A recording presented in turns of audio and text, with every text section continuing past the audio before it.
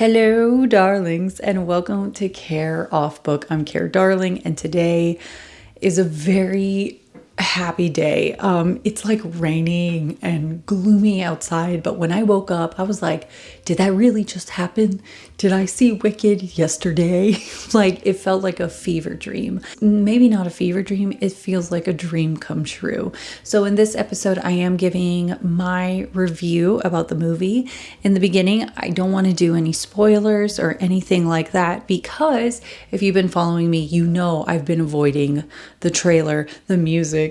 You would think I was a crazy person on Instagram, that if I started hearing a little bit of the audio, I was like, no. No! God, please, no! No! No! No! I didn't want anything because I truly wanted to go in and see the world of Oz come to life for myself. The only thing I really saw about Wicked was the teaser from the Super Bowl Sunday, okay? And that was it. If you go to an AMC theater, heads up, they do this thing where you start to feel like, is the movie starting? Is it happening? Because they have these like mini intros before they get to it, right? Kind of like that thing on Family Guy. Here we go. Movie! Well, now that seems intentionally misleading. All right, someone's coming to town. Oh, for crying out loud. Oh, this guy's in trouble. Can't wait to hear his story. Oh, come on! And one of the, where it says, hey, no talking, no, turn off your phones, all that, they add things from Wicked. So right when it was like, they showed like, I don't even know what it was, but I knew it was Wicked. And I just went, please don't sing along. Listen, I get it. It's a musical. And actually, no, that's a lie. I don't get it. I don't understand why people think when they see a musical that it's a sing-along. No, that would be a sing-along. And my take on it is I didn't pay tickets to hear you sing. And the thing about this movie is, like, if you're a musical theater lover like me, or someone that grew up with Wicked and love it, just because you know the soundtrack inside and out, it doesn't mean that that's how they're going to execute it in the movie. And they don't necessarily do that. So therefore, it's like, shh, quiet, enjoy it. It's a new familiar experience is what I'll say. I had to close my eyes for that, as far as the like, please no talking and turn off your cell phone, blah, blah, blah. And then I was like, okay, we're all good. And then it's Jon M, the director, pops in. He's like, thanks to Dolby, like lighting or whatever. And I'm like, bah! Him talking about like creating the world of Oz. And again, I'm like, we're here watching the movie. We don't need you to thank them right now. Like, can this like be somewhere else? If you don't care, you don't care. But if you do, cover up.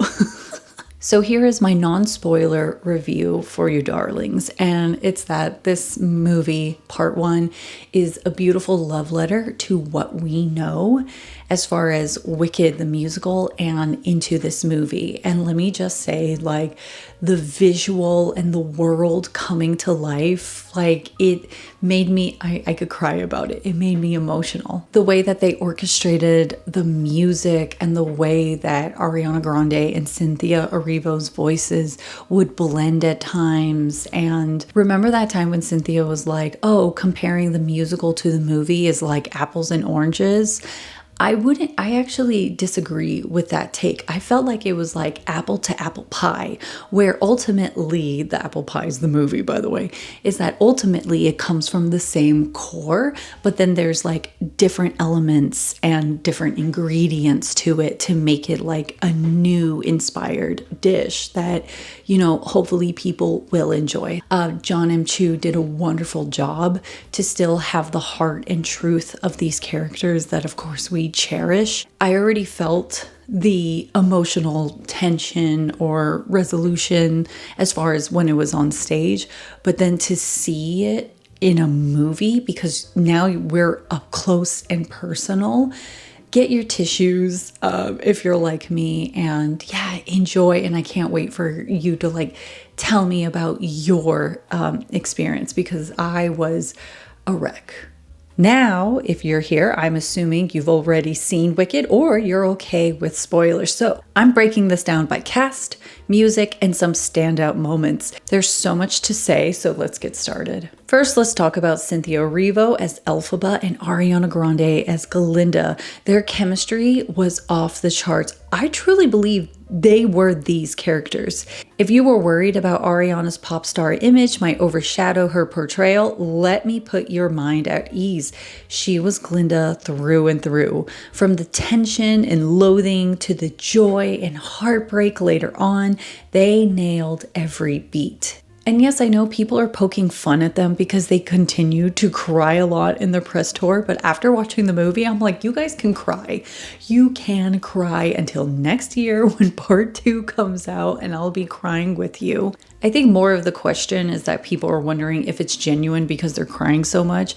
And it's like, remember when Lady Gaga and Star is Born would say the same thing where it's like, there could be 100 people in the room and 99 don't believe, but all it takes is one. 100 people can be in a room and 99 don't believe in you, and just one person believes in you, and it can change everything. There can be 100 people in the room and 99 don't believe in you, and just one does. There can be 100 people in the room. 100 people, and there can be 100 people. I probably said this earlier, but there can be 100 people. It's not that that sentiment wasn't genuine. It was just, she said it a lot because she wanted to inspire people to go for your dreams, go for your passion. So the fact that they're crying, I'm like, I get it, because it's triggering something in your childhood.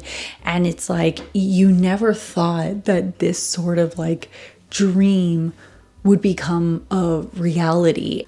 Okay, so Michelle Yeoh as Madame Morrible, perfection. She brought such elegance and gravitas to the role, raising the stakes in ways I didn't expect. Oh, and she can sing. If you haven't seen the NBC's behind the scenes sort of documentary little thing, I recommend it because something in there showed Michelle Yeoh won an Oscar and the next day she had to fly to be on set and everyone was celebrating her win. And I felt that that's exactly what her character is to all of these students in Shiz, right? Where it's like, wow, she's so, prestigious and beautiful and amazing. Maybe one day I'll win an Oscar, right? And I think that's exactly what Madame Morrible is in the musical, because it's like, oh my gosh, maybe I can, also work for the wizard and I'll be seen as, this great, beautiful figure. So I was like, she was the perfect choice, okay? Jeff Goldblum as the wizard was everything I hoped for and more. Look, we all know Sentimental Man isn't the highlight of the stage production. Don't you lie to me, you skipped that song in the soundtrack, okay? But with Jeff Goldblum, I will never skip that song with him in it. Jonathan Bailey as Fiyero. Swing, swing. He was effortlessly charming and Dancing Through Life was beautifully executed. That man is cool personified. Ethan Slater and Marissa Bode as Bach and Nessa Rose were sweet and kind, and I can't wait to see how their dynamic shifts in part 2 with all the miscommunication and heartbreak to come. The opening number, thank goodness, set the tone perfectly. The added propaganda about the Wicked Witch and the moment they wheeled out a wooden figure of her to burn had me teary-eyed already. The big group numbers, Dancing Through Life, and Loathing did not disappoint. You have to keep in mind that Dancing Through Life covers so much ground in the story. Fiyero and Glinda becoming a couple, Glinda pushing Bach towards Nessa Rose, Glinda giving Elphaba the infamous hat, Elphaba asking Madame Morrible to include Glinda in sorcery school, and the beginning of Glinda and Elphaba's friendship. That's a lot in one song, and oh my gosh, when Elphaba comes to do that dance solo, that's when I truly lost it and the tears were just going. So be warned, please bring tissue just in case, okay? As for Loathing, I love the playful competitiveness between Glinda and Elphaba. Their roommate spats felt more them getting annoyed with each other rather than malicious. And the choreography and cinematography perfectly matched the song's energy, driving the story forward. One Short Day got a little addition that I won't spoil, but it was such a clever nod for those of us who know the musical. For new audiences, it built up the wizard as this powerful figure, making his eventual letdown even more impactful. Oh my gosh, I just realized I didn't even talk about Dr. Dillman, who is voiced by Peter Dinklage. The movie added more animals to society, which heightened the stakes. For example, we see Elphaba raised more by her nanny, who was a bear, so her motivation to save the cub after Dr. Dillamond's aggressive removal from class felt even more urgent. Even Fiero's talking horse added layers to his character. It helped explain why he was so quick to side with Elphaba in saving the cub, while Glinda's privilege made her more hesitant. So she would say things like, if there was some sort of conflict, she'll say, I'm sure there's a reason for it, or I'm sure that the school has got it handled. And something to understand about Glinda's character is she comes from a privileged background where she really hasn't had to have too many obstacles in her way. In fact, she says like, I didn't get my way, and she's confused by it.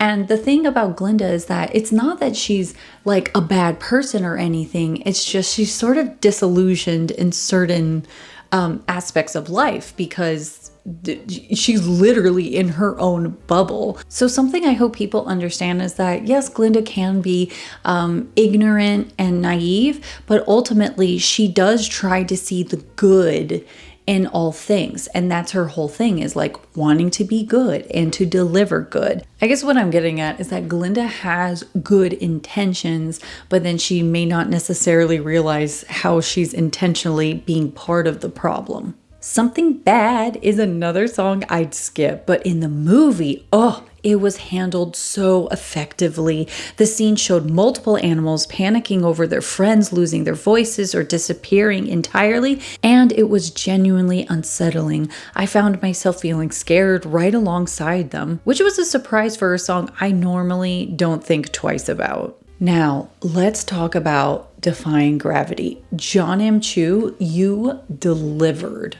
The stakes were sky high, not just emotionally, but with the action. Elphaba on the run, the flying monkeys, a collapsing air balloon, soldiers in pursuit, and the heartbreaking moment between Glinda and Elphaba sealed the deal. I couldn't even imagine this, and it blew me away. This movie made me feel joy, devastation, and pure wonder. It was like stepping into the world I dreamed about when I first discovered Wicked as a kid. Soon, I'm going to watch it with my husband, a non-theater person, and that's going to be interesting. I can't wait to hear his take on it and hopefully let him share it with you, darlings. I do have some tiny critiques, and here's the thing. Yes, I have tiny critiques, but this movie was like a delicious ice cream sundae, and I'm here like, wait, but can I have a cherry? So please don't like take it too seriously, okay? The Wizard and I and Popular are already such magical songs that they didn't need much extra flair, but in the movie, I felt the execution was a little distracting. Elphaba moved around a lot during The Wizard and I, which pulled focus from what she was singing into where is she going. And in Popular, Glinda's attempts to fix Elphaba with multiple props felt confusing when in the end, it all boiled down to a single pink flower. Hear me out. In the movie, Glinda is trying to help Elphaba find a look, and, it's not working, and I guess that's the gag. But she's singing about how tragic Elphaba is and how thanks to her, she won't be anymore. In the movie, she doesn't really do anything. She adds the flower and it's like, oh my gosh, Miss Elphaba, you're beautiful. On stage though, there's more helpful effort. Glinda adds gloss, brushes out Elphaba's hair, and takes off her glasses, letting Elphaba see herself as beautiful for the first time. That moment felt more transformative and meaningful. In the movie, it just didn't hit the same way. That's it. That's my only tiny critiques. And I mean, listen, in the end of the day, this movie was a dream come true. It captured the magic of Wicked while adding layers and dimensions only possible in film. It's not perfect, but it's perfect for the Wicked fan in me. Whether you're an old fan or new to the world of Elphaba and Glinda, I hope it fills you with as much joy and heartbreak as it did me. Anyway, darlings, that's it for today's episode. If you saw the movie, you probably already know that I still am not sharing a lot of things in this movie. And it's because I want people to go and enjoy those lovely surprises. But listen, if you've seen it and you want to talk about it in the comments, I am more than happy to go down there and be like, I know, and all this. Love to hear how was your experience watching this movie. If you haven't seen it, like, are you excited to see it? Yay or nay? And I just want to talk about Wicked all day is pretty much what I want to do. But listen, if you love talking about musicals, Disney, and other performances, please go ahead, like and subscribe so we could continue these discussions. And yeah, take care, darling.